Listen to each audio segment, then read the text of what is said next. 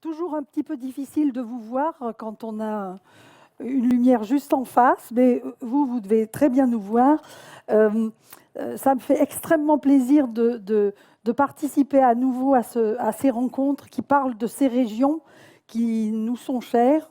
J'ai eu la chance d'aller en Antarctique et par contre, je ne connais que la Norvège, mais pas le Svalbard. Et vous y êtes allés, messieurs? Oui, oui. Damien de Georges connaît. Et donc nous allons nous entretenir pendant un petit peu plus d'une heure.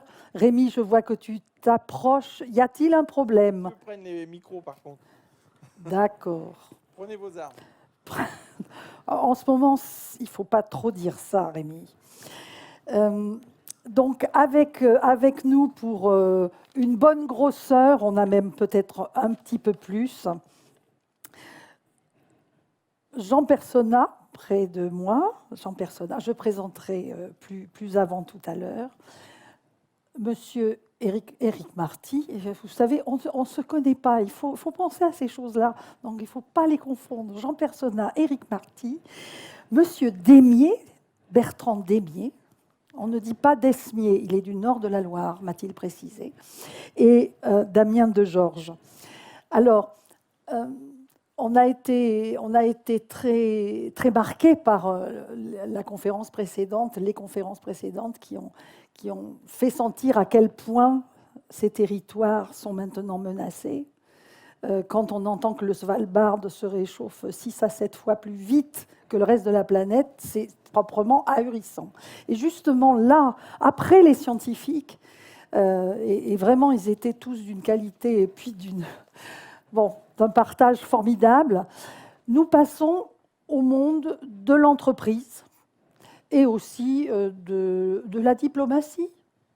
Donc, on va commencer par celui qui est le plus diplomate. Mais tous les autres vont expliquer aussi à quel point les entreprises sont en train de changer et comment elles peuvent procéder pour que ces régions soient moins victimes du carbone que bénéficiant de solutions nouvelles. Alors, il va falloir que vous nous convainquiez, hein, parce que vous savez que vous partez toujours avec un handicap. Autant la population en général, je veux dire de la sociologie de base, fait confiance aux scientifiques, autant les entreprises ont beaucoup à convaincre. Donc, ça va être un peu ça, votre démonstration. Je commence avec Damien de Georges, qui est donc spécialiste du Groenland.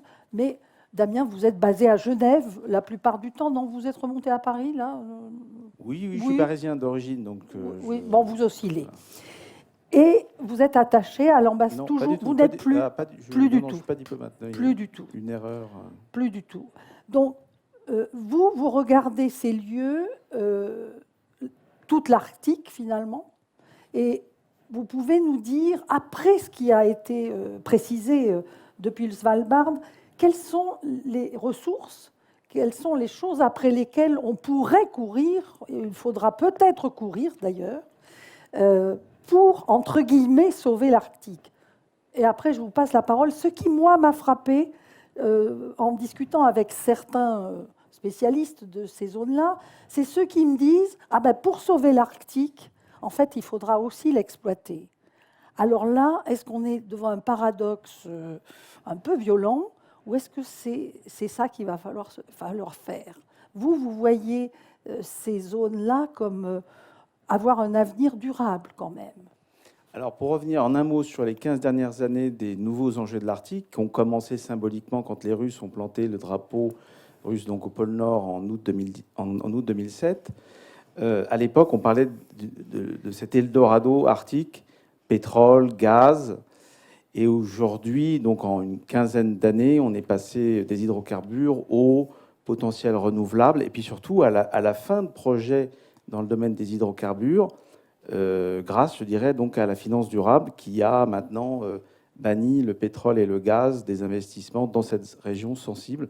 Et le Groenland est un bel exemple, puisque en 15 ans, il est passé d'un rêve d'indépendance grâce au pétrole et au gaz à la fin de ses envies d'explorer le pétrole et gaz. D'accord. Voilà. Donc c'est là-dessus que vous allez nous expliciter les choses.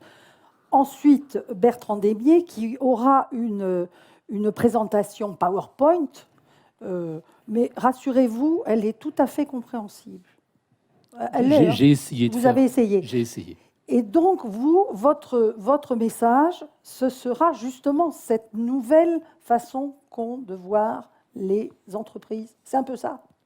Ça fait 20 ans en France que les entreprises, tout du moins les entreprises cotées, sont obligées par la nécessité réglementaire de produire un rapport environnemental et social.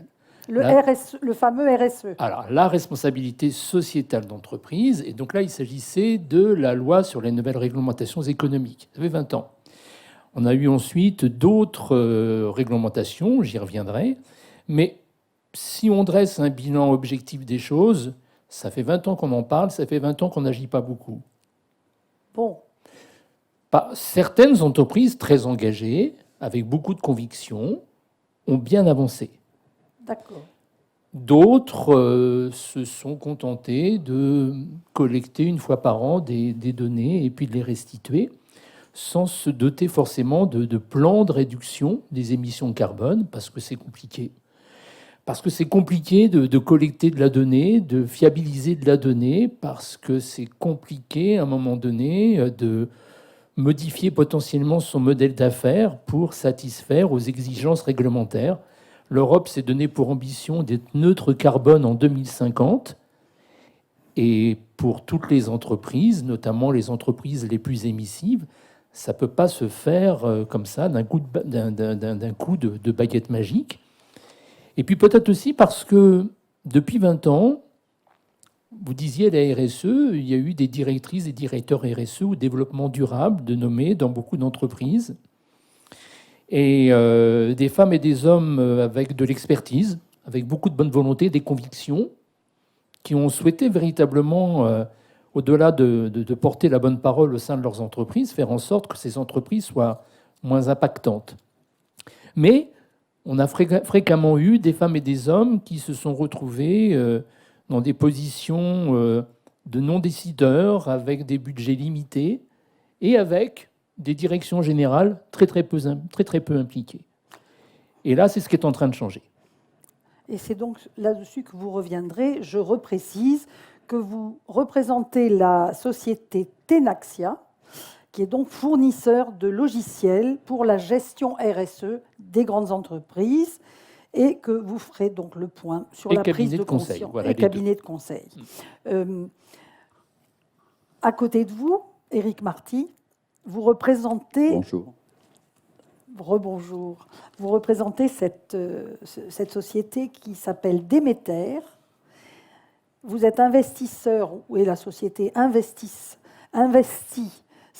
de façon spécialisée dans les énergies renouvelables, dont l'hydrogène. On n'avait pas encore prononcé le mot, hein, mais ça y est, il va beaucoup nous occuper. Et vous êtes donc en charge des investissements dans le domaine de l'innovation. Vous dialoguez avec les startups innovantes. Voilà, tout à fait. Donc, alors je ne sais pas si je peux dire que je représente le monde de la finance, mais en tout cas, les gens qui cherchent des solutions, on fait partie des gens qui cherchent des solutions pour résoudre ce problème qui a été souligné, j'imagine, tout l'après-midi, sur toute la matinée, ou même toute la journée, sur l'impact du changement climatique. Mmh. Et nous, notre action chez Déméter, et on fait ça depuis un certain nombre d'années maintenant, puisqu'on s'est lancé en 2005, c'est de contribuer à faire que les entreprises qui cherchent des solutions innovantes puissent se financer. Et donc, on leur apporte des capitaux pour qu'elles développent des innovations technologiques, pour qu'elles croissent, pour qu'elles financent des projets d'infrastructure, essentiellement et uniquement, même d'ailleurs, dans le domaine de la transition écologique et environnementale. Alors, on finance, comme vous l'avez dit, les énergies renouvelables, le solaire, l'éolien, l'hydrolien, même des solutions beaucoup plus innovantes que ça, la méthanisation, etc., etc. Et depuis peu, l'hydrogène. Donc on a quelques sociétés qu'on a financées, certaines, pour ceux qui connaissent, ont pris un certain envol. On a été actionnaire de la société McPhy, qui est maintenant cotée en bourse et qui est une des références. Redites son nom parce McPhy, que McPhy Energy. Elle est très connue en principe dans le monde qui connaît. Voilà, exactement. Et c'est une des sociétés françaises qui produit des électrolyseurs, Oui. qui est la pièce, l'équipement, l'appareil, un des appareils indispensables pour faire de l'hydrogène. Ouais. L'hydrogène vert. Bien sûr. Parce que, bien entendu, c'est de ça qu'il s'agit. Donc, mon point de vue sur la cession, victime du carbone, les terres polaires européennes, oui, bien entendu. Je pense que vous avez eu un exemple toute la journée de l'impact du changement climatique sur les terres polaires. Solution par l'hydrogène, oui. Ben, on y reviendra. Mais sur le temps long. Voilà, on y sur le reviendra temps sur long, comment on va faire. Et si on y met les moyens, parce que c'est Bien essentiellement sûr. un problème de moyens. Bien sûr. Et donc, pour terminer, Jean Personnaz, à qui j'ai déjà dit, vous êtes le bon de la table ronde, parce que vous avez déjà adopté les solutions, hein, vous êtes du bon côté de la force, hein, c'est ça. Il est de laboratoire de développement. Vous dirigez le laboratoire de développement de Stellantis ? Moi, je m'occupe de tout ce qui est électrification chez Stellantis. Ouais. Bah, ça fait beaucoup. Hein. Et Stellantis, vous pouvez nous le rappeler, ça a été c'est la réunion de grands... Donc la réunion des groupes PSA et FCA, donc, qui existent depuis maintenant un peu plus d'un an. Oui. Il n'y a pas d'Italien dedans ? Alors FCA, c'était Fiat Chrysler, donc voilà, c'était déjà un Fiat, groupe voilà. Italie, États-Unis, et donc qui est devenu maintenant un groupe international voilà. très multiculturel. Là aussi, le monde de l'économie utilise tellement d'acronymes, et les scientifiques aussi. Hein. Je vous avoue, des fois on s'y perd. Ne vous inquiétez pas, c'est pareil pour tout le monde. Et donc, vous allez nous expliquer ce qui a déjà été adopté ou ce qui est dans les tuyaux, si j'ose dire, pour l'adoption d'énergies renouvelables et peut-être essentiellement de l'hydrogène. C'est bien ça aussi. C'est cela, oui, tout à fait. Donc, historiquement, PSA avait déjà commencé à développer, c'était son motto, proposer des objets de mobilité propres et abordables pour le maximum de gens. C'est resté l'objectif principal de Stellantis, hein, proposer des objets de mobilité propres et abordables. Et puis pour ceux qui ont vu, il y a une dizaine de jours maintenant, la présentation du plan stratégique a mis en tête de gondole l'objectif premier qui est d'être carbone neutral net en 2038, donc avant l'échéance européenne de 2050, hein, pour tout ce qui concerne notre activité, c'est-à-dire l'ensemble de l'écosystème. Typiquement, on va aller des matières premières à la fabrication des véhicules, à l'usage des véhicules, au recyclage. Donc c'est bien sur tout ce périmètre-là, avec nos partenaires, qu'on doit être net carbone en 2038. Net carbone voulant dire pas très loin non plus du brut, hein, bien sûr, puisque l'idée c'est que si la compensation qui permet de passer du brut au net est trop importante, au bout d'un moment on finit par tendre les aiguilles. Et donc quelque part, par rapport à l'enjeu ici, et je vais rebondir sur la fin de la discussion qu'il y a eu sur la session précédente, les scientifiques, comment mieux collaborer entre eux. C'est là aussi le point clé, parce qu'un acteur de mobilité seul, bien sûr, ne peut absolument rien faire. Si par exemple, il propose des piles à combustible pour utiliser l'hydrogène, et cet hydrogène n'est pas vert, on passe complètement à côté du sujet. Donc c'est bien tout un écosystème qu'il faut envisager, qu'on se synchronise tous pour réussir sur les terres polaires, mais globalement sur toute la zone Europe. Pour parler de ça, on pourrait éventuellement étendre au reste du monde, à avoir cette énergie propre, cette capacité à aller chercher des matières premières qui restent les plus propres possibles pour offrir à tout un chacun des objets de mobilité propres et abordables. Merci Jean Personnaz. Personnaz, il accepte qu'on prononce le Z. Hein, vous savez, du côté des Alpes, non seulement on ne sait jamais. Mais on le prononce. D'accord. Damien de Georges, vous avez écrit Vous êtes auteur de cet ouvrage paru aux éditions L'Harmattan, Terres rares, enjeux géopolitiques du XXIe siècle, et donc vous êtes spécialiste de géopolitique arctique.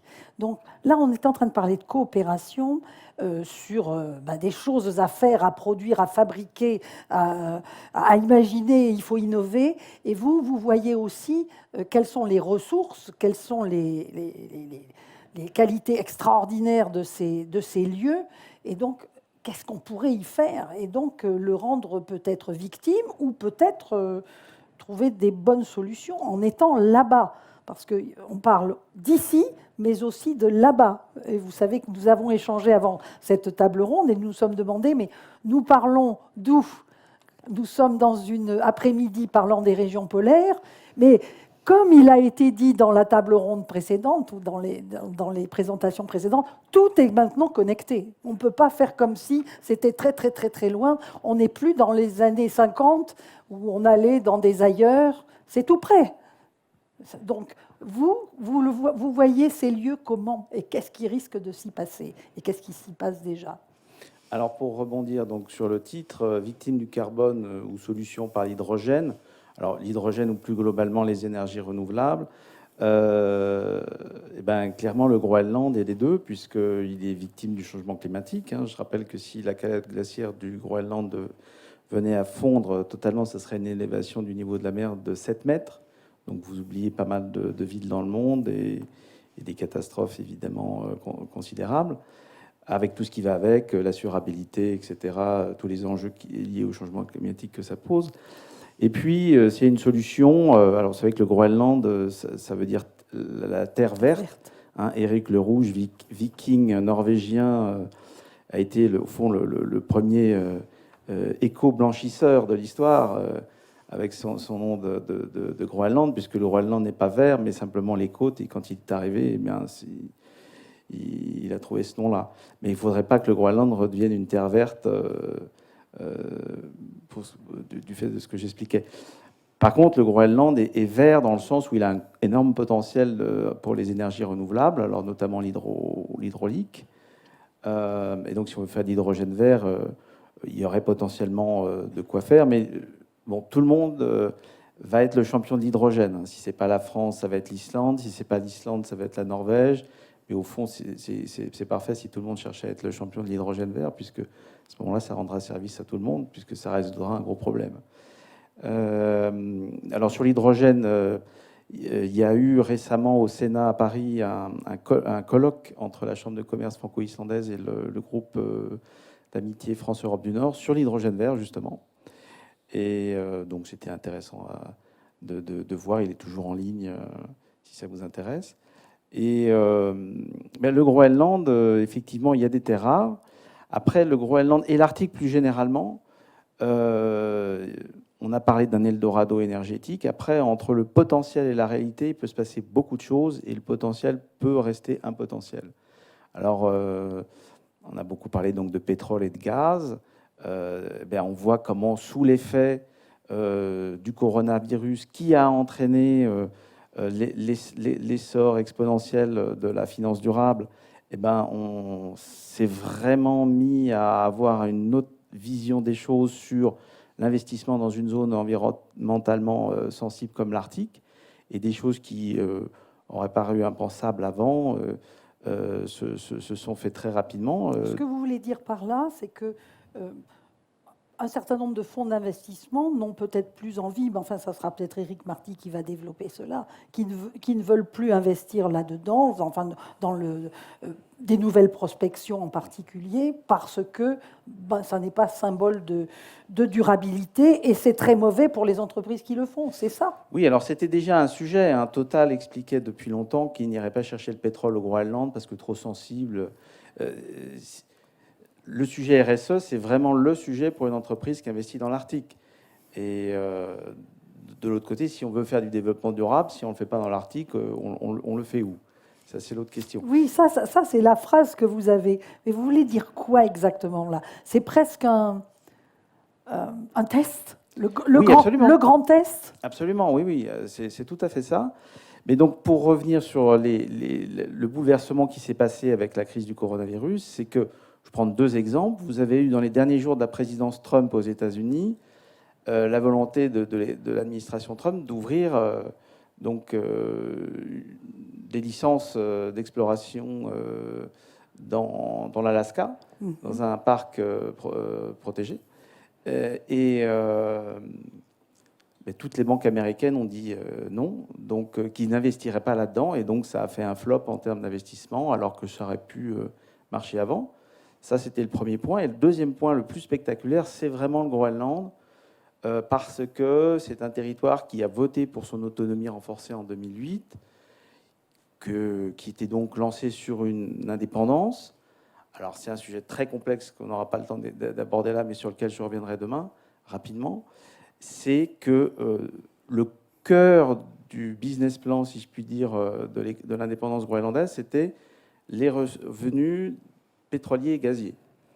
Et l'an dernier, en juin, a été décidé par le nouveau gouvernement groenlandais d'abandonner ces projets-là. Donc il n'y a jamais eu d'exploration au Groenland, parce que déjà on n'en a pas trouvé dans un niveau commercialement viable. Et puis ils ont arrêté tout simplement. Donc voilà comment en 15 ans la glace a fondu pour le coup par rapport au projet d'hydrocarbures au Groenland. Dites-moi, je ne me trompe pas, mais c'est bien Trump qui avait proposé de racheter le Groenland. Absolument. Et donc quand on a entendu ça dans les news, sauf ceux qui se rappelaient que l'Alaska avait été vendu pour pas très cher, je crois, tout le monde a sursauté, on dit mais quelle mouche a piqué Trump. Enfin, bon, alors tout le monde, sauf ceux qui suivent un peu le sujet. Non, je veux dire par là que effectivement c'est quelque chose à laquelle on ne s'attend pas au XXIe siècle. Mais enfin, on est dans un monde un peu incertain. C'est le moins qu'on puisse dire un jour comme aujourd'hui. Voilà. Et en fait, donc c'était mi-août 2019, et un journaliste américain me contacte en me demandant, voilà, est-ce que vous avez un commentaire sur ça? Et je réfléchis 5 minutes, et en fait, comme j'ai beaucoup travaillé la question de l'enjeu chinois par rapport au Groenland, avec tout ce qu'il y a derrière, sécuritaire et tout, puisque pour replacer le Groenland sur une carte, ce sont les yeux et les oreilles de la défense américaine. Donc c'est un territoire ultra stratégique. C'est vraiment, d'ailleurs, c'est une partie géographiquement nord-américaine, et il n'est pas question pour les États-Unis que quelconque autre puissance ait d'influence sur le Groenland. Donc comme les Chinois ont gagné en influence, ou disons commencé à avancer sérieusement, eh bien, ma réponse aux journalistes a été, écoutez, au fond, ce qu'il a peut-être voulu dire, c'est achetons le Groenland avant que les Chinois ne le fassent. Oui, d'accord. Et voilà, il y a eu après des choses qui se sont faites en termes de partenariat et autres entre les États-Unis et le Groenland, entre l'Europe et le Groenland, etc. On y reviendra. Donc, Bertrand Desmier, et peut-être qu'il faut faire un signe à la régie. Nous faisons un signe à la régie pour passer le PowerPoint. Eh bien voilà, parfait. OK, je vous propose d'aller au slide suivant. Diapositive suivante, comme on disait. Voilà. Alice. Donc en fait, le rôle de Denaxia, c'est d'accompagner les entreprises pour qu'elles puissent formaliser une politique de responsabilité sociétale d'entreprise et donc contribuer au développement durable sur les aspects sociaux et environnementaux. Comme je l'évoquais tout à l'heure, la France, elle a été en avance de phase. Ce n'est pas pour faire un bête cocorico, mais c'est une réalité. Premier pays, donc, en 2001, à promulguer la loi NRE applicable en 2002, qui faisait donc obligation aux entreprises cotées de publier un rapport sur les aspects sociaux et environnementaux de leur quotidien. En 2015, le dispositif Grenelle II est mis en œuvre. Il s'agit de l'article 225 de la loi Grenelle II. Là, on étend au-delà des entreprises cotées aux entreprises de plus de 500 personnes, tous statuts confondus à l'exception des SARL et des SAS. Allez comprendre pourquoi les SAS ont été épargnés, mais c'était comme ça. Et plus de 100 millions d'euros, de répondre à 42 thématiques sociales et environnementales et de gouvernance. Parallèlement à cela, en Europe, l'Europe regardant d'un très bon œil ce qui se passe en France, donc travaille sur une directive, la Non-Financial Reporting Directive, donc la directive statuant sur le reporting non financier des entreprises. Alors, ce que vous appelez le reporting, c'est quand alors, on le fait reporting, un bilan oui, oui. Et on dit ce qu'on fait, quoi. Donc, en fin de compte, on a les rapports financiers et puis on a les rapports extra-financiers. Moi, je déteste cette expression parce que ce qui est extra, c'est en dehors d'eux. Alors, les Anglais ont dit non-financial, donc c'est non financier, mais quelque part, si c'est pas financier, c'est pas très sérieux. Moi, j'aurais préféré qu'on dise co-financier, qui participe en fin de compte au succès financier de l'entreprise. Parce qu'une entreprise, sans les femmes et les hommes qui y travaillent, elle n'est pas grand-chose finalement. Hein. Donc, on a cette politique, cette directive européenne qui nous engage par la suite en 2018. Alors, je passe rapidement en 2017, on a eu le devoir de vigilance, là aussi une première européenne, où on a demandé aux entreprises de plus de 5000 personnes en France d'essayer de présenter des plans de vigilance par rapport à leur supply chain. Et ça, c'est très important parce que leur chaîne de leur fabrication, d'approvisionnement. Supply chain. Voilà. Il faut les excuser, Oui, ils parlent beaucoup en anglais. Oui. Alors, oui, parce que la responsabilité d'une entreprise, elle s'arrête pas, elle ne commence pas, je dirais, dans ses murs. La responsabilité sociétale de l'entreprise, elle commence par, alors c'est encore de l'anglais, pardonnez-moi, le sourcing. On va aller chercher donc des produits et des services. Monsieur Personnaz en parlerait beaucoup mieux que moi. Pour faire en fin de compte un véhicule électrique, on a besoin de fournisseurs. Soit on prend le choix, on fait le choix de travailler avec des fournisseurs non responsables sur le plan social, sociétal, éthique et environnemental, soit on ne le fait pas. L'idée, c'est de ne pas le faire. Et donc, c'est compliqué, parce que quand on est une entreprise comme Stellantis, on n'a pas 10 fournisseurs. On a des dizaines de milliers de fournisseurs. Donc, c'est compliqué. Il va falloir faire des priorités. Et puis, donc, on arrive tout de suite en 2018 sur la déclaration de performance extra-financière. Si vous voulez, là, c'est vraiment une grosse évolution. Alors, une grosse évolution dans l'esprit. Dans la lettre, ça s'est avéré une petite évolution. Parce que dans l'esprit, c'est déclaration de performance extra-financière. Donc, vous voyez, on a brisé un tabou. Parce que très souvent, en fin de compte, le développement durable, la RSE, c'est apparu comme quelque chose de très sympathique au demeurant, mais très cosmétique. Hein. Et là, on dit performance. Donc, on était en train de lier la performance financière à ce qui n'était pas financier. Donc, tout ce qui est lié au capital naturel de l'entreprise, au capital intellectuel, au capital social de l'entreprise, par exemple.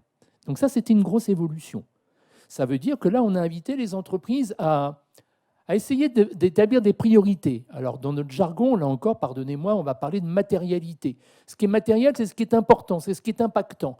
On imagine bien que pour une entreprise, je vais reprendre, pardonnez-moi votre exemple, hein, Monsieur Personnaz, chez Stellantis, constructeur automobile, les aspects sociaux et environnementaux importants ne seront certainement pas les mêmes que ceux de BNP Paribas. L'impact de BNP Paribas n'est pas le même, même si après on pourrait dire, attendez, par rapport aux sujets, aux projets qui sont financés par BNP Paribas, on peut peut-être se retrouver sur l'aspect environnemental. Ce n'est pas faux. Mais intrinsèquement, ce n'est pas les mêmes. Donc on a dit aux entreprises, plutôt que d'aller sur 42 thématiques où vous allez faire beaucoup de blablabla, essayez d'être un petit peu plus cohérent, plus synthétique, puis produisez des indicateurs.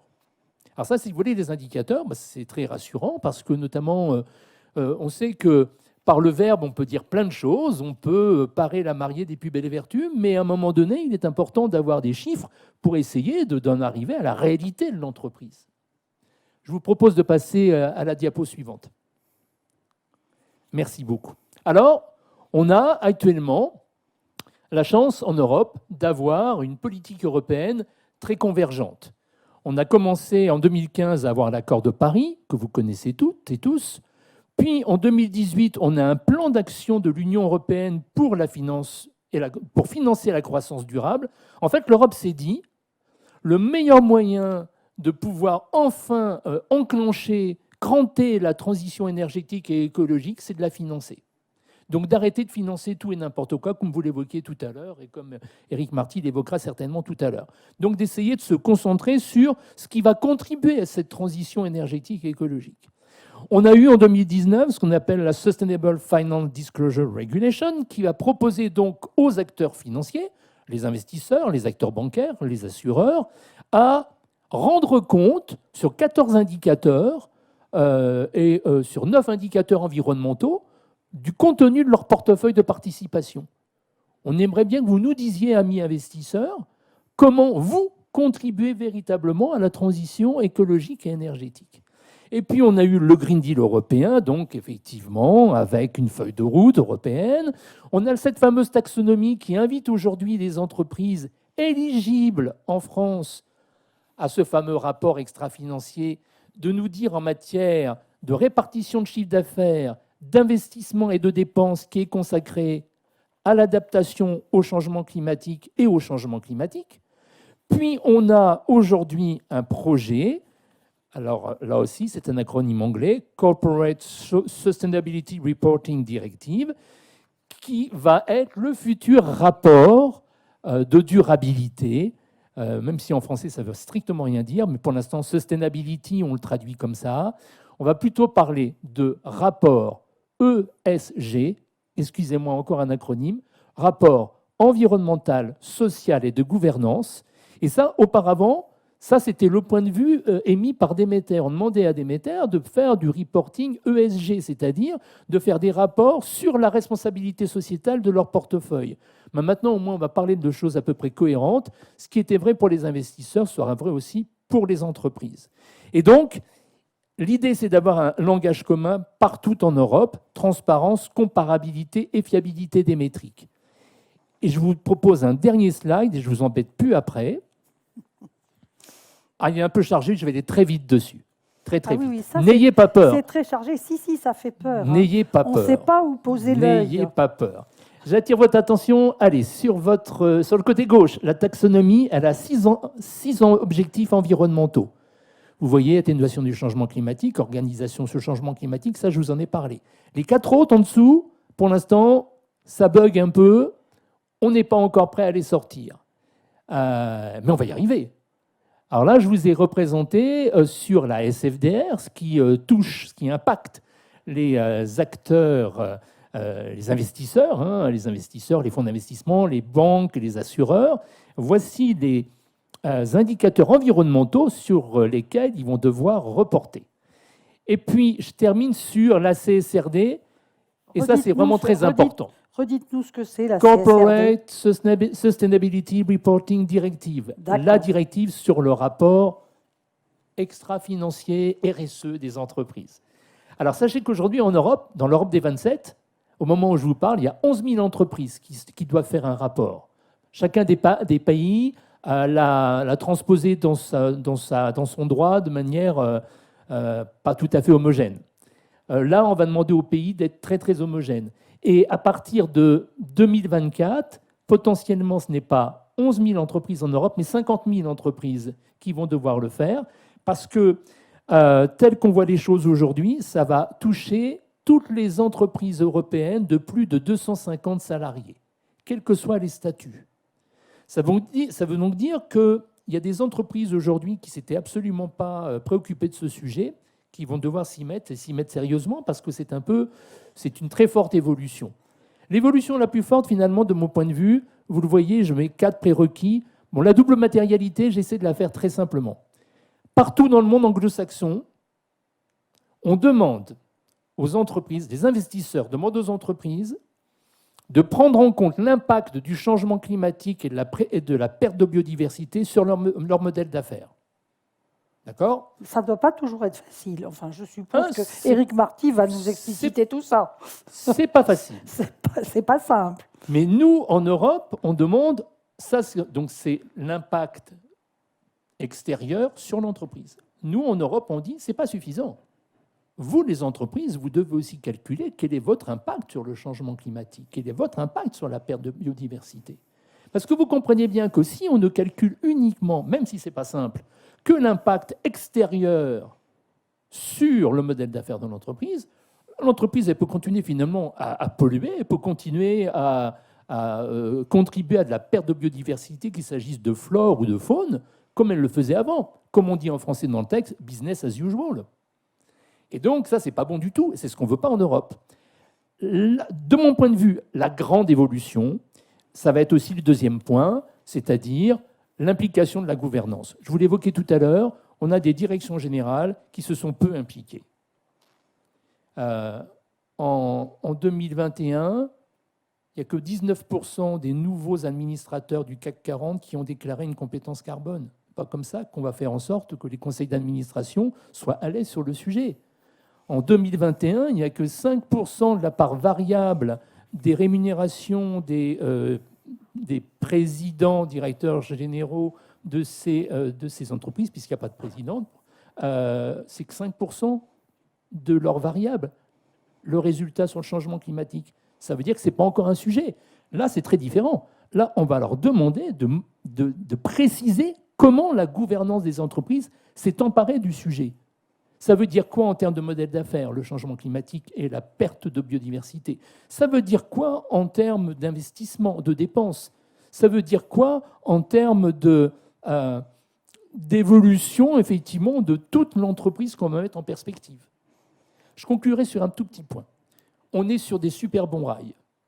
Il y a simplement une étude qui a été faite par le BCG Gamma. Donc, venant du BCG, on peut imaginer le Boston Consulting Group. C'est oui, voilà, quelque chose de assez sérieux. Oui, mais mondial. Hein, mondial. Mondial. On ne peut pas considérer qu'ils aient un ADN trop américain? Si, mais justement, ils ont fait une étude sur 1290 entreprises dans 13 pays. Bon. OK ? Ce qu'on nous dit, c'est qu'il n'y a que 9% de ces 1290 entreprises qui mesurent avec précision leurs émissions de CO2. 9%. Il n'y a que 11% qui ont atteint les objectifs de diminution d'émissions carbone sur les 5 dernières années. Il y a 81% qui omettent certaines de leurs émissions internes. Mais encore une fois, je ne rejette pas la pierre. C'est très, très compliqué. Il s'avère que je connais bien le cas de Stellantis parce que Tenaxia accompagne Stellantis depuis très longtemps. Quand on a des dizaines d'usines dans le monde, c'est très compliqué de tout tracer. Et puis enfin, je termine sur le fait qu'il y en a encore 86% qui utilisent des tableurs Excel pour le faire. Et quand vous êtes une entreprise multisite avec Excel, c'est pas simple. Je confirme, je déteste les tableurs Excel. Bon, Éric Marty, vous avez les mains dans le cambouis. Dans ce cambouis-là. J'ai les mains dans ce cambouis-là, effectivement. Alors, mais ça va, vous n'avez pas fait de burn-out, comme on dit maintenant. Non, ça va, vous tenez. Non, vous y arrivez. C'est des sujets qui sont passionnants, donc effectivement, il n'y a pas de burn-out en vue, en tout cas. Mais pour faire la transition avec Tenaxia, effectivement, je confirme que l'Union européenne est extrêmement volontariste sur tous ces sujets de gouvernance et de reporting carbone. Bon, tout ça est relativement contraignant hein, quand même, vu des entreprises. Donc on apprend un peu en avançant parce que c'est extrêmement nouveau, mais à terme, on aura une comptabilité carbone comme on a une comptabilité financière et ça fera effectivement partie de la façon de fonctionner de quasiment toutes les entreprises européennes en tout cas. Donc il faut le voir quand même si ça peut être perçu comme contraignant, il faut le voir comme un avantage concurrentiel, à mon avis. Mais alors vous procédez comment ? Vous après, arrivez et vous dites, il va falloir, vous faites un audit. Alors on fait effectivement concrètement. Très concrètement, on fait un audit. En arrivant. Alors, nous, il se trouve qu'on investit que dans les sociétés qui sont positionnées dans le secteur de la transition écologique. Donc, c'est quand même assez facile, hein, parce que toutes les sociétés qu'on finance, elles satisfont a priori ce genre de critères. Mais ceci étant, on va dans les détails, on fait des mesures, etc. C'est relativement lourd. On peut utiliser des solutions comme celle de Tenaxia, justement pour nous faciliter la vie. Mais il faut voir ça, encore une fois, comme un avantage concurrentiel et comme une façon d'améliorer le fonctionnement global des entreprises. Après, pour en revenir peut-être sur un autre sujet qui est plus le mien, en l'occurrence, c'est l'hydrogène. Mais c'est devenu... C'est quelque chose qui ça vous est pas tombé du ciel, ça vous est pas apparu comme quelque chose de miraculeux. C'est dans votre ADN de Déméter depuis combien de temps ? Depuis le début, 2005, on va dire, puisque Ça va. on a, encore une fois, on finance, et moi en particulier, puisque moi je m'occupe de tout ce qui est start-up innovante. Donc l'idée, c'est de repérer, d'avoir un petit temps d'avance sur le marché, de se dire dans 5 ans, quelle sera la bonne technologie, le bon service qui va se développer pour répondre à une certaine demande du marché. En l'occurrence, si on réfléchit en termes de transition écologique, il y a certes les énergies renouvelables classiques, on va dire l'éolien, etc., etc. Mais l'hydrogène aussi, c'est rapidement imposé. Par contre, les enjeux de l'hydrogène sont particulièrement lourds et massifs. Et surtout, si on veut, si on veut répondre aux attentes de la table ronde, enfin les terres polaires, mais plus globalement de réduire l'impact du réchauffement climatique, il faut un déploiement massif de l'hydrogène. Et je pense que il faut avoir une idée précise, un peu plus précise en tout cas, de ce que représente un déploiement massif de l'hydrogène, parce qu'on ne se rend pas bien compte forcément de ce que ça veut dire et de ce qui se cache derrière ce terme. Redonnez-nous les chiffres qui ont été annoncés au niveau européen. C'était combien de dizaines de milliards? Alors, au niveau français, en tout cas, là, ce qui a été mis sous la table à plusieurs reprises par l'équipe gouvernementale actuelle, qui est assez volontariste, hein, et l'Europe globalement est très volontariste, c'est 9 milliards d'euros. Oui. En France, il y a un plan qui s'appelle Plan France Horizon 2030, qui a 10 objectifs, et le deuxième objectif par ordre d'importance, c'est l'hydrogène. Oui. Donc il y a une réelle prise de conscience de l'importance de l'hydrogène. Alors l'hydrogène, c'est un vecteur énergétique, et donc il y a des impacts favorables d'un point de vue climatique, mais aussi il y a un côté indépendance énergétique qui ne vous a pas échappé en ce moment. Toutes les solutions qui permettent de favoriser l'indépendance énergétique sont les bienvenues. Mais pour en revenir, et ça tombe bien sur sciences... Et au niveau européen, c'était combien? Je n'ai pas le chiffre exactement. 40 milliards, ça doit être de cet ordre-là, oui. Mais globalement, l'Europe est plutôt en avance. Il y a la Norvège. La Norvège, l'Allemagne. L'Allemagne, plus en avance que nous? Ça dépend de quoi on parle. Si on parle en termes de technologie, la France a des avantages sur certains sujets, l'Allemagne en a d'autres. Mais la France, je pense, est particulièrement dynamique sur cette thématique-là. Pardon. Alors voilà, micro direct, oui. Voilà. Ça sera mieux. La France est particulièrement bien positionnée au sein de l'Europe, qui elle-même est très bien positionnée. Si on compare par exemple aux États-Unis ou la Chine ou le Japon. On arrivera à faire assez vite. Moi, ce qui m'étonne, c'est que justement, en tout cas au niveau médiatique, ce qui n'est que, pourrait-on dire, que l'écume des choses. Mais on se dit, attendez, non, il faut aller on a l'impression qu'il faut faire ça tout de suite. Non, mais on peut pas. On peut pas. Et justement, et pour vous donner un petit ordre de grandeur, l'hydrogène n'existe pas, il faut le fabriquer. Et on le fabrique comment? Il y a deux façons. Il y a une façon qui est dite grise ou noire, c'est-à-dire qu'on va transformer les hydrocarbures pétroliers ou le charbon en hydrogène. Donc ça, on oublie parce que les émissions de gaz à effet de serre vont être importantes. Ou alors, il faudrait qu'on stocke le carbone. Enfin bref, on rentre dans des solutions qui sont complexes. Et l'autre solution qui est en train de s'imposer, c'est la production d'hydrogène dit vert à partir de deux ressources que sont l'eau, parce qu'il faut de l'eau, et l'électricité. C'est pour ça que M. De Georges parlait de l'hydraulique tout à l'heure. C'est-à-dire que là où ça fond, voilà, s'il y a de l'eau et il y a de l'électricité verte, c'est-à-dire renouvelable, on peut faire de l'hydrogène dit vert. Ouais. Par contre, le réseau actuel, et on peut prendre l'exemple français, le réseau actuel électrique, enfin les moyens de production actuels électriques, n'ont pas du tout été conçus pour faire de l'hydrogène. Mais alors, pas du tout. Donc aujourd'hui, on a de l'électricité déjà qui nous coûte hyper cher, je ne vous fais pas un dessin, et qu'on utilise pour faire tourner l'industrie, pour nos besoins de chauffage, d'électricité courante, etc. S'il fallait en plus faire de l'hydrogène, on n'a aujourd'hui pas du tout les moyens de le faire de façon massive. Pour vous donner un ordre de grandeur, si on imaginait remplacer 30% de la flotte de transport, pas de la flotte de transport hydrogène, il faudrait à peu près s'équiper, et c'est un chiffre qui avait été calculé par l'Académie des sciences, de 9 centrales nucléaires supplémentaires par rapport à ce qui est prévu.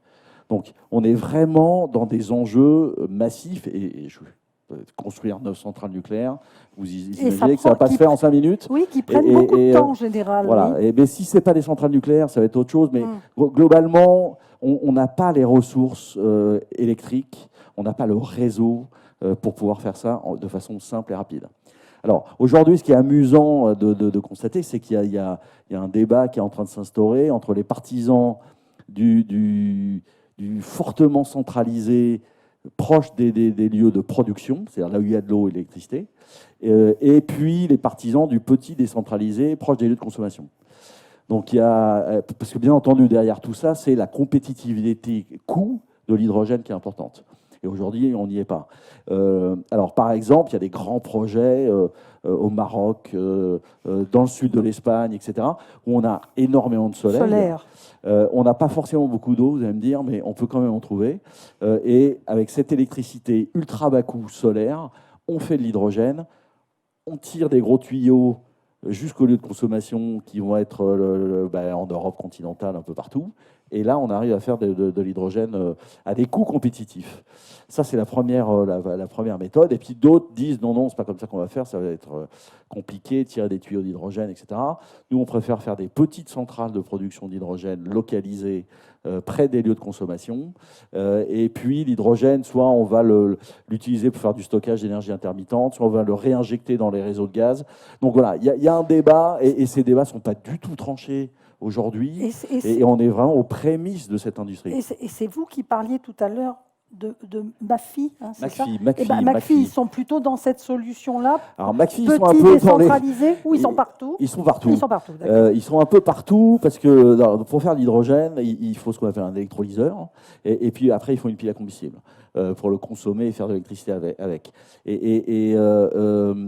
La France a d'ailleurs de très bons industriels dans le domaine des électrolyseurs, un certain nombre, et on peut faire des petits électrolyseurs, on peut faire des très gros électrolyseurs, donc on peut être positionné sur l'ensemble des marchés. Mais vous croyez que tout cela va se stabiliser du coup quand? Parce que quand vous avez à convaincre un certain nombre de gens, et si vous leur expliquez ce que vous leur expliquez, ils doivent être un peu affolés, non? Oui, mais ce qui est important, c'est que je pense que là, il y a un mouvement et qui est en train de s'accélérer encore plus avec la guerre en Ukraine, etc. Et donc la conscience de la nécessité d'être indépendant énergétiquement. Donc les financements publics arrivent, que ce soit au niveau des États, que ce soit au niveau de l'Europe, etc. On a parlé des 9 milliards de la France. Grosso modo, en Europe, on a des niveaux de financement qui sont élevés. Donc, il y a des projets qui vont être financés. Il y a des grands industriels qui aussi se mobilisent. C'est tous les gaziers, Air Liquide, enfin, il y a un certain nombre de gens qui sont les constructeurs automobiles qui se mettent aussi autour de la table et qui font des développements pour arriver et se lancer dans cette industrie. Et puis, il y a donc le public, les grands industriels, et puis il y a aussi les financements privés. Moi-même, par exemple, hein, il a été investi par la profession une centaine de millions d'euros en 2021 dans des petites sociétés qui proposent des innovations dans le domaine de l'hydrogène, des nouveaux électrolyseurs, des membranes, enfin tout un tas de technologies annexes, mais qui permettent de faire progresser la filière. Et puis, il y a aussi un appétit fort des marchés. Il y a eu, je ne sais plus si c'est 3 ou 4 introductions en bourse en 2021. Pour ceux qui boursicotent dans la salle, ils les ont peut-être suivis, de sociétés spécialisées dans le domaine de l'hydrogène et qui ont très très bien réussi. Françaises ou bien Françaises sur le marché Euronext à Paris, Hydrogène de France, HRS, enfin je ne sais plus exactement, il y en a 3 ou 4 qui sont cotés, qui ont levé de l'argent. Donc le financement privé est aussi là. Donc il y a une bonne dynamique. Mais il ne faut pas se tromper, tout ça va prendre beaucoup de temps. Et on a un enjeu de compétition entre le temps du réchauffement climatique, le temps de trouver les solutions, qui va l'emporter. Je ne veux pas être pessimiste, parce que ma nature, si on investit dans les startups, il faut être optimiste, sinon on ne fait pas. Et donc, j'espère que la vitesse de l'innovation sera supérieure à la vitesse du réchauffement climatique et à la fonte des glaciers, et qu'on arrivera à trouver des solutions avant. Optimiste, donc. Jean Personnaz, alors vous avez été interpellé plusieurs fois par M. Desmier et aussi par M. Marty. Donc vous faites quoi exactement du bon côté de la force? Je vais revenir un petit peu en arrière. C'est assez intéressant justement d'observer les dynamiques qui sont à l'œuvre. Quand une entreprise est sur un business model, comme on dit, robuste, à l'ancienne, en général, elle n'a pas beaucoup de raisons de changer. Bon, à un moment donné, et ça doit venir du top management, il y a une décision de changer, qui peut parfois être aidée d'ailleurs par le fait que cette entreprise, justement, son modèle de profitabilité, il est attaqué, ou voire elle est proche de la faillite. C'est ce qui est arrivé à PSA dans les années 2013-2014. Et là, finalement, la contrainte de changer, d'aller vers moins de CO2, par exemple, de faire des véhicules électriques, des choses comme ça, c'est plus une contrainte. Ça devient un levier, ça devient quelque part un moyen pour l'entreprise de retrouver une zone de rentabilité, de profitabilité. Et c'est ce qui s'est passé, chez PSA, et c'est ce qui est amplifié maintenant dans le cadre de Stellantis. Et quelque part, le top management donne la direction, et je peux vous raconter la façon dont le plan stratégique qui a été présenté il y a une dizaine de jours s'est fait. Ce sont des groupes de travail auxquels j'ai participé parmi d'autres, et ce sont après les acteurs de l'entreprise, pas que le top management, les acteurs de l'entreprise qui se sont dit, mais finalement, on ne va pas attendre la contrainte de 2050. Pourquoi on n'anticiperait pas? Déjà parce qu'en tant que citoyen, on sent bien qu'on a trop traîné depuis le rapport du GIEC de 97. Personnellement, me dire que pendant 25 ans, on n'a rien fait, ça me fait mal. Et donc, n'attendons pas les contraintes, prenons la main. Et en tant qu'entreprise, c'est là que c'est intéressant, c'est qu'elle voit cela comme étant un moyen d'améliorer sa position, de renforcer sa rentabilité, et finalement toutes les planètes sont alignées. La motivation que moi je peux avoir, je ne sais pas si je suis optimiste, en tout cas je suis enthousiaste, la motivation que moi je peux avoir en tant que citoyen, et donc en tant qu'ingénieur de cette entreprise, et puis l'intérêt de l'entreprise, parce que derrière, c'est aussi des profits qu'elle va réaliser sur ces nouveaux objets. L'électrification, les véhicules électriques pour commencer, parce que ça, on a la technologie, on a les moyens. Il y a des vrais sujets sur les matières premières, évidemment, et en ce moment particulièrement. La pile à combustible, ça vient un petit peu après, mais il a aussi une dynamique énorme. Et quand vous êtes dans une entreprise dans laquelle il y a, je crois que c'est à peu près le bon chiffre, 28 000 ingénieurs, dont un certain nombre en France, en Italie, en Allemagne, aux États-Unis, je peux vous dire qu'il y a une excellence scientifique, et on pourrait parler de l'excellence scientifique française, qui me rend extrêmement enthousiaste, parce que je sais qu'en très peu de temps, d'un point de vue développement, on peut faire des choses très très rapides. Alors quand je dis très peu de temps, c'est pas 1 an, 2 ans, évidemment. Je vous ai parlé de 2038, être neutre carbone, d'un point de vue net. On a un point de passage en 2030, donc dans 8 ans, avec moins 50% d'émissions de CO2. C'est énorme. Par rapport à 2021. Et sur l'ensemble du cycle, là, je précise bien que c'est de la matière première, par exemple du nickel ou du lithium pour faire des batteries, qui ne sont pas forcément chez nous, qui sont chez nos fournisseurs, jusqu'à la fabrication qui est chez nous, l'utilisation qui est chez nos clients. Et donc dans ce cas, on va se poser la question de quel carburant ils utilisent, comment ils rechargent leur batterie, avec quel type d'énergie. Si effectivement c'est une énergie électrique, elle est faite avec des centrales à charbon, c'est pas bon du tout. Et puis bien sûr le recyclage. Ordre de grandeur, sur un véhicule électrique aujourd'hui, vous avez à peu près 45% du carbone qui est émis pendant sa fabrication, tout compris, y compris la batterie et tout. 45% qui est émis pendant son usage, si je prends à peu près le mix énergétique européen moyen, on pourrait discuter des chiffres de manière plus détaillée, et puis 10% sur le recyclage. Et là aussi, le recyclage, l'idée c'est de boucler la boucle, de réinjecter des matières premières qu'on a récupérées. Il y en a qui se réutilisent très très bien, comme par exemple le nickel, dans l'industrie, alors peut-être pas exactement la même, mais en tout cas dans une industrie, pour éviter d'aller tout le temps rechercher des matières premières nouvelles dans de la terre, dans des mines, avec des endroits pas forcément faciles à exploiter et qui reposent des problèmes d'émissions de CO2. Alors, j'ai une question avec ce que disait M. Desmier tout à l'heure, c'est justement tous vos fournisseurs. Il n'y en a pas qui vont mettre la clé sous la porte parce qu'ils ne sont pas capables de le faire? Ça fait partie des sujets qu'on a avec eux. Et donc cette discussion, moi je connais précisément le niveau de CO2 produit par tous les fournisseurs de batteries pour fabriquer 1 kWh de batterie. Je connais précisément. Je sais qui est en tête de la compétition. Je sais qui est à la traîne.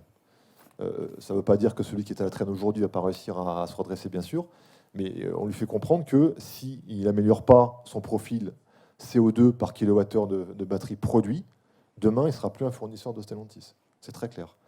C'est très clair. Demain, c'est quand demain? Demain, ça peut commencer. On va dire qu'on va sélectionner des fournisseurs pour différents projets tous les ans, tous les 18 mois. Donc il a une chance.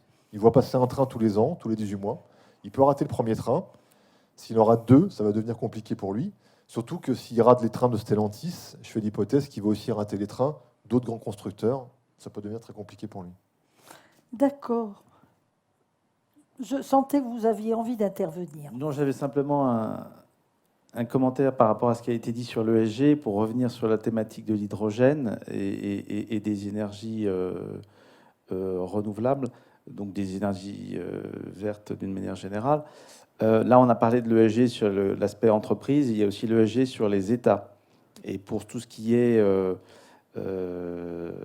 donc transition énergétique, ça nécessite bien sûr de l'investissement public, pas que, mais notamment.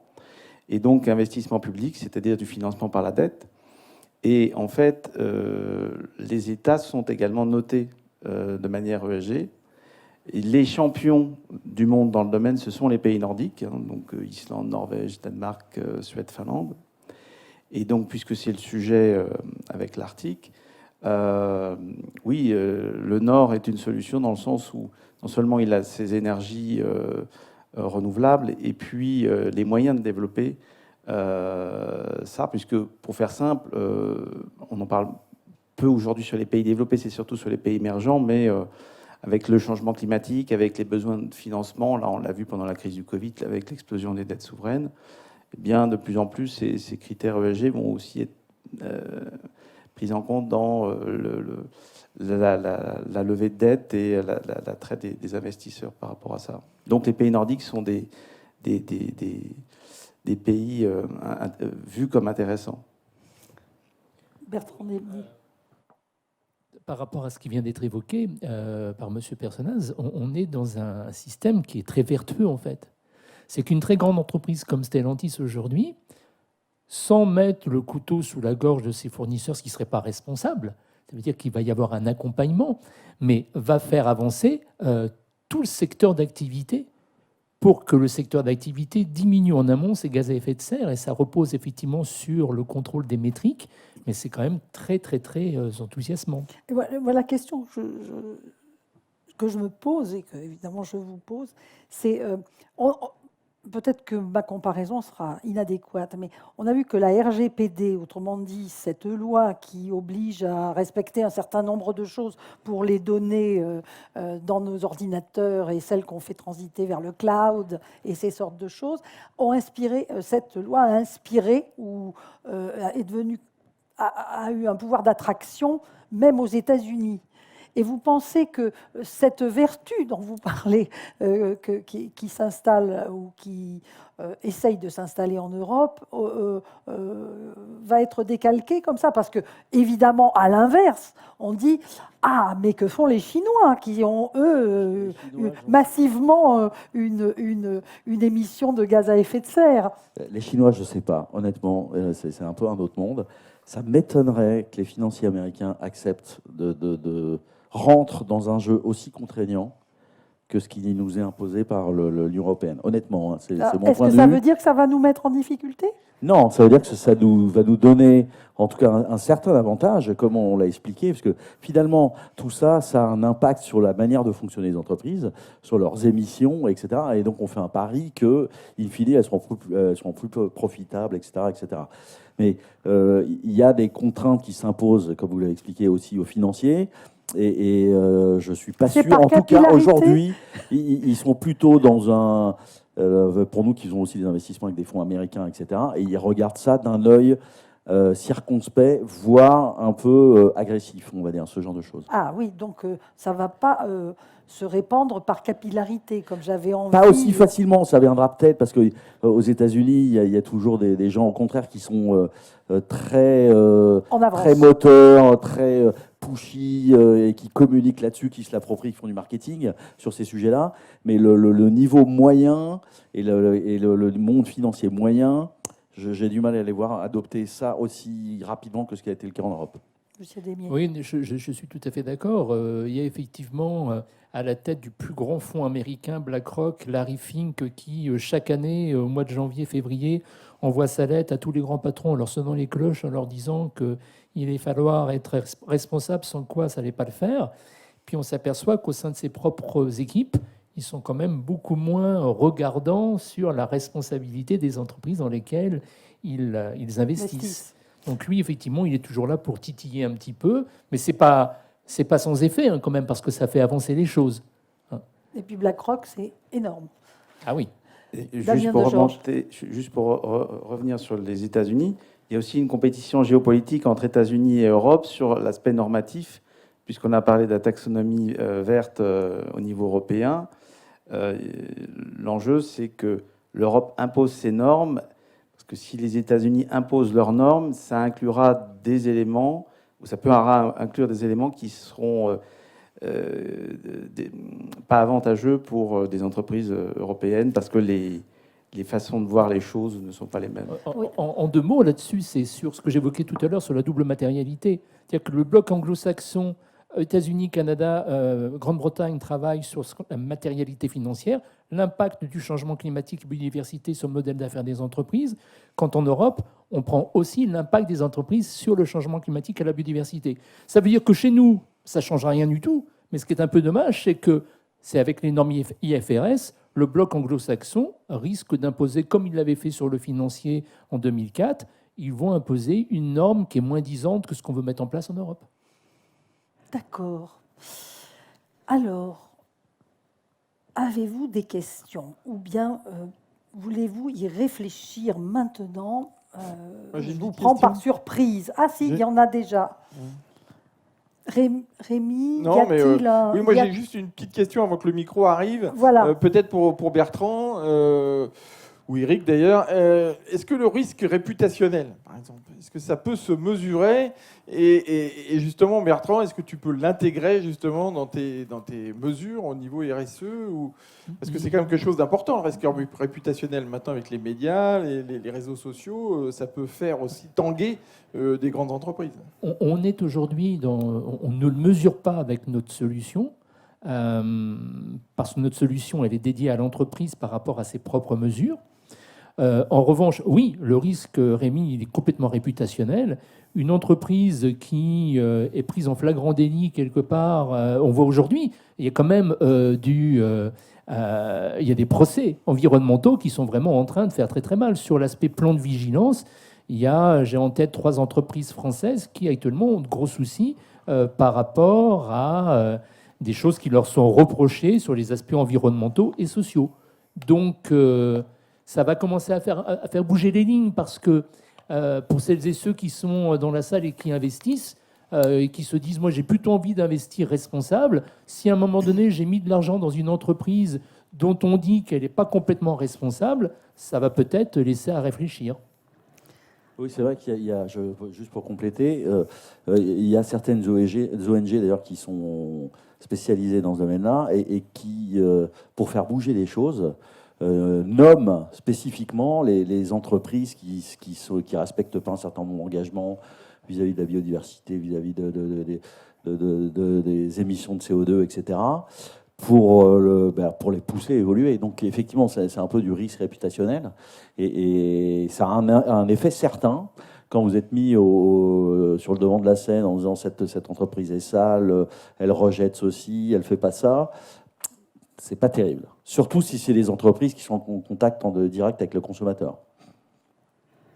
Monsieur. Bonjour. On parle d'une augmentation du prix du papier aussi. Ce sera un problème sûrement. Je confirme, parce que nous avons 2 journaux, enfin en tout cas 2 magazines dont je suis la directrice éditoriale, Science et Avenir et La Recherche, et je confirme très grosse augmentation du prix du papier. Je dois avouer qu'on a baissé un tout petit peu notre grammage à cause de ça. Et aussi, il faut trouver le bon papier. Pas forcément évident. Une des raisons, c'est que le papier, la papeterie en général, c'est une industrie qui est fortement consommatrice d'énergie. Et donc, comme les coûts de l'énergie augmentent de façon dramatique depuis 6 mois, forcément, le coût du papier augmente. En plus de ça, il y a des problèmes de logistique, d'approvisionnement, etc. On ne fabrique plus de papier ou très peu en Europe, ou en France en tout cas. Et donc, oui, c'est comme beaucoup de choses, le papier augmente. Damien Degeorges. Oui, pour rebondir sur ça, c'est pour ça que l'article est intéressant sur le plan d'investissement par rapport aux industries qui ont besoin de beaucoup d'énergie. On le voit avec l'aluminium en Islande, on le voit avec les data centers, etc. Donc, en espérant que tout ne va pas fondre, parce que les data centers, justement, profitent de ce qu'il fait froid pour être refroidi. ah oui, puis le numérique consomme beaucoup aussi. Et monte, et grimpe, ouais. ne cesse de grimper. Ouais. Oui, c'était 2% des émissions de gaz à effet de serre dans le monde au début des années 2000, exactement comme le trafic aérien. Oui. Et aujourd'hui, on est en train de passer à 4% et on cible 6-8 d'ici 2030. Oui, le virtuel n'est pas totalement virtuel. Monsieur, J'avais première question pour Damien de Georges, et ensuite une pour Monsieur Marty. À Monsieur de Georges, je voulais lui dire qu'il avait semblé se satisfaire du fait que, disons, le gouvernement danois et les Groenlandais avaient abandonné l'idée de l'exploitation du Groenland, au moins pour le pétrole ou d'autres énergies. Cependant, on peut constater que la revendication du plateau territorial est toujours extrêmement active. Elle s'est un peu calmée depuis 2016 entre les États-Unis et le Danemark, mais elle reste toujours aujourd'hui extrêmement chaude, si j'ose dire, entre le Canada et le Danemark. Or, j'imagine que ce n'est pas seulement pour un problème de limitation de frontières. Donc là-dessus, j'aimerais que vous nous en disiez un peu plus sur l'enjeu politique qu'il y a sur cette question. Et pour Monsieur Marty, je disais, vous l'avez à peine évoqué, mais je pense que dans ceux qui affaibliront les normes qu'ils proposeront dans la production, il y aura la sanction rapidement des consommateurs. Parce que les consommateurs aujourd'hui, ils ont intégré, eux, les enjeux de la RSE. Et disons-le, même si ce n'est pas toujours d'une manière extrêmement opportune, il y a aujourd'hui un grand nombre d'entreprises multinationales qui ont fait du RSE un phénomène de marketing dans leur démarche commerciale. merci pour vos questions. Damien de Georges. Oui, alors donc les ressources dans l'Arctique dont on a beaucoup parlé, c'est environ 97% déjà dans les limites territoriales des pays riverains à l'océan Arctique.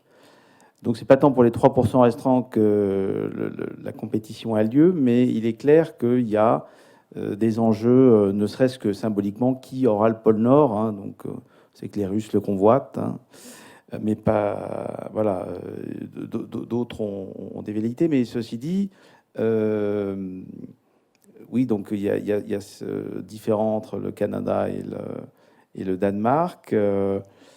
Bon, il y a eu un regain de tension, très clairement. Une anecdote sur ces histoires énergétiques, c'était au moment de la COP 15, donc la conférence sur le climat qui avait lieu à Copenhague en 2009, qui devait être ce qui a finalement abouti à Paris avec la COP 15, avec l'accord de Paris, et qui avait donc échoué à Copenhague.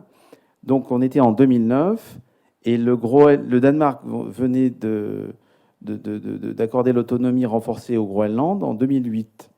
Et les ambitions groenlandaises, c'était d'augmenter considérablement leurs émissions de CO2, puisque par l'industrialisation, puisqu'il n'y a pas d'industrie si on se réfère au référentiel Kyoto, donc dans les années 90. Et les Danois ont dit, mais enfin, il y a un problème, vous ne pouvez pas faire partie de la famille, et puis, alors que je cherche à avoir un accord mondial, m'imposer brusquement une montée des émissions de CO2. Finalement, l'accord avait été que, comme le Groenland ne fait pas partie ou ne fait plus partie de l'Union européenne, parce qu'on a beaucoup parlé du Brexit, mais avant le Brexit, il y avait eu le Groenland en 1985, eh bien, le Groenland n'est pas concerné par les objectifs 20-20-20 à l'époque donc de l'Union européenne en termes de réduction d'émissions de gaz à effet de serre, etc. Et voilà, donc Danois et Groenlandais arrivent à des résultats parfois pragmatiques. C'est le charme des pays nordiques. Éric Marty, vous avez été interpellé. Oui, vous avez raison. Le citoyen a un rôle de plus en plus. Le citoyen et le consommateur, enfin le citoyen ou le consommateur, a un rôle de plus important à jouer dans dans tout ce qui concerne la transition écologique et environnementale. Il s'est manifesté quand il perçoit qu'effectivement il y a manifestement du greenwashing, ou telle entreprise fait manifestement du greenwashing. Ils savent le faire savoir via les réseaux sociaux, etc., etc. Donc tout bien entendu, c'est un acteur essentiel du changement. Ce sont des acteurs essentiels du changement. Et nous, on le voit aussi à un autre niveau. Alors, je reviens à mon métier un peu de la finance. Les sociétés qui sont positionnées dans tout ce qui est transition écologique et environnementale, sens large, hein, énergie renouvelable, hydrogène, etc., etc., attirent beaucoup plus de capitaux de la part des individus que les autres entreprises. Donc il y a un réel mouvement de financement même des individus, hein, de la foule, vers les entreprises qui sont positionnées dans le domaine de la transition écologique et qui sont positionnées de façon honnête et objective, et pas en faisant du greenwashing. Il va y avoir, ou il existe déjà, un Yuka de la transition écologique. Je n'ai pas d'intérêt dans cette application. Hein. Non, mais le Yuka, c'est Tenaxia, en fait. Presque. Ça pourrait, je ne sais pas si tout le monde la connaît, mais c'est sur la nutrition. Hein. Il y a aujourd'hui plusieurs applications de type Yuka. Donc, elle qui dit, quand vous faites le code barre de votre boîte de petits pois, si c'est des bons ou si c'est des excellents, bon pour ou si c'est des mauvais, ou s'il y a trop de sel ou de nitrate ou de choses que nitrite. La difficulté, c'est que les applications qui aujourd'hui s'adressent donc aux consommateurs responsables, pour dire, au-delà de l'aliment, je voudrais savoir si l'entreprise est responsable. Donc il y a plein de tentatives qui existent aujourd'hui, qui sont sérieuses, mais le problème, c'est que chacun fait sa sauce. On est sur ce qu'on appelle des boîtes noires, c'est-à-dire que chacun va faire son mode d'évaluation. Alors je vais pondérer le carbone à 3, puis la biodiversité, je vais la mettre à 2. Pourquoi ? Je ne sais pas répondre. Et eux-mêmes ne savent pas répondre. Ce qui fait qu'au final, on va avoir des différences de vues importantes. Et ça rejoint la question qui était posée tout à l'heure par Rémi par rapport à l'aspect réputationnel. Il y a une entreprise française qui s'est trouvée il y a quelques semaines là, dans les turbulences suite à la production d'un livre. Il s'avère que les agences de notation extra-financière n'avaient pas vu venir la chose. Parce que dans leur façon d'envisager l'évaluation de l'entreprise, ce n'était pas dans le cadre d'évaluation. C'est compliqué. Donc, pour pouvoir avoir une application qui soit reconnue, il faudrait qu'elle le fasse en fonction d'une normalisation internationale et pas sa sauce à elle. Monsieur Personnage, je crois que vous voulez ajouter quelque chose. Ce que je peux partager avec vous, c'est que le citoyen, il est aussi souvent dans une entreprise.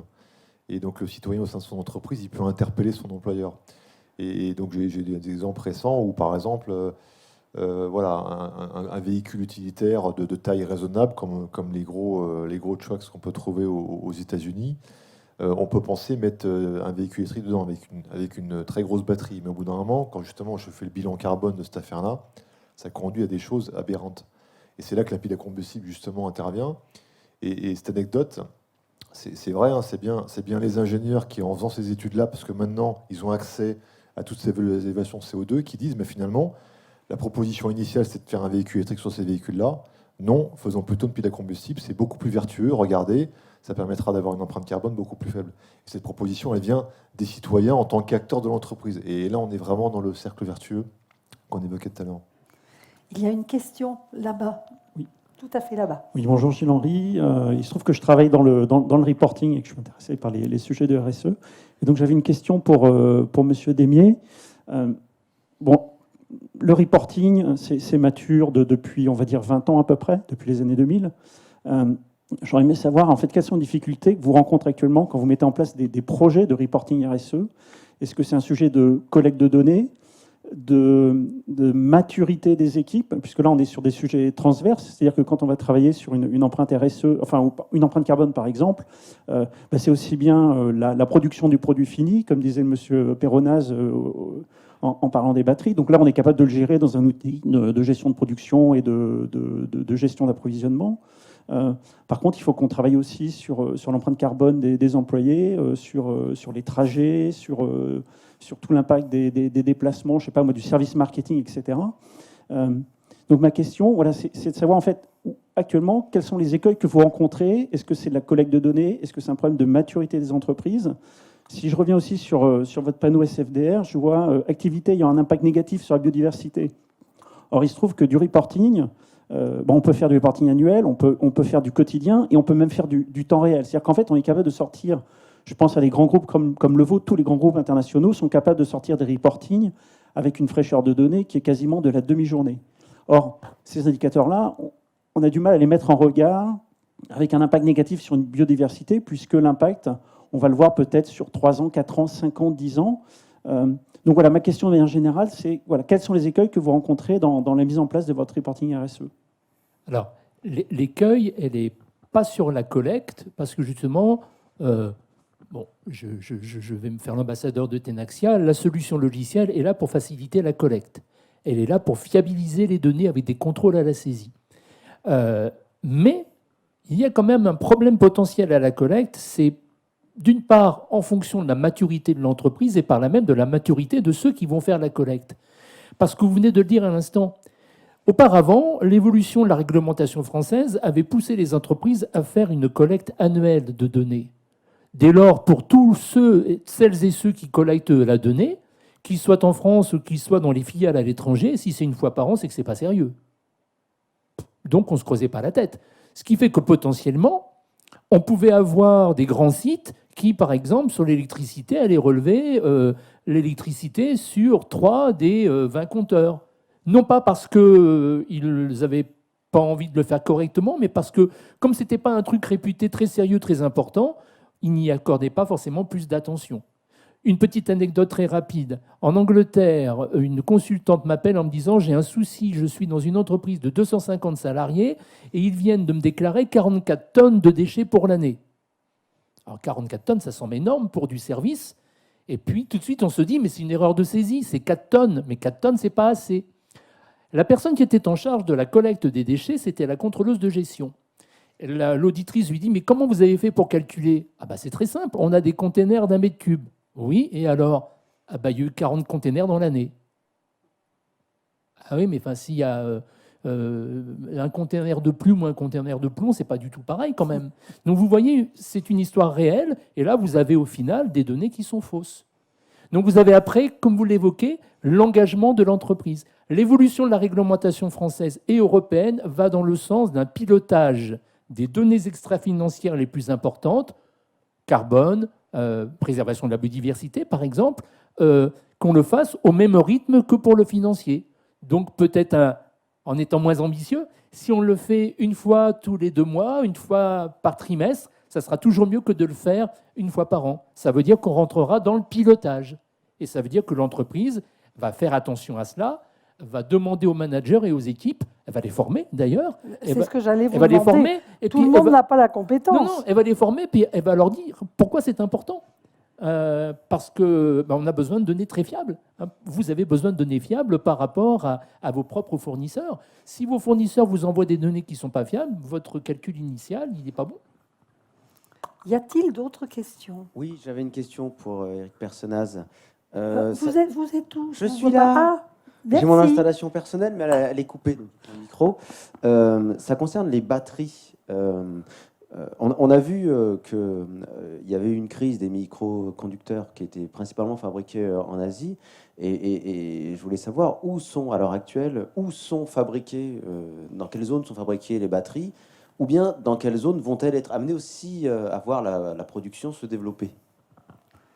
Aujourd'hui, essentiellement fabriqué en zone Asie, hein, c'est clair, donc Chine, Corée. De plus en plus, l'Europe devient un terrain de jeu. Je vais faire un peu de publicité pour une joint venture qu'on a créée justement avec TotalSoft, qui va d'ailleurs accueillir quelqu'un d'autre dans pas très longtemps. Ça sera où? Donc avec des productions de batteries qui vont être faites en France, en Allemagne et sur plusieurs sites européens. Plusieurs sites européens, voilà. On peut citer Norvolt aussi, bien sûr, hein, qui justement a été un des précurseurs là-dedans.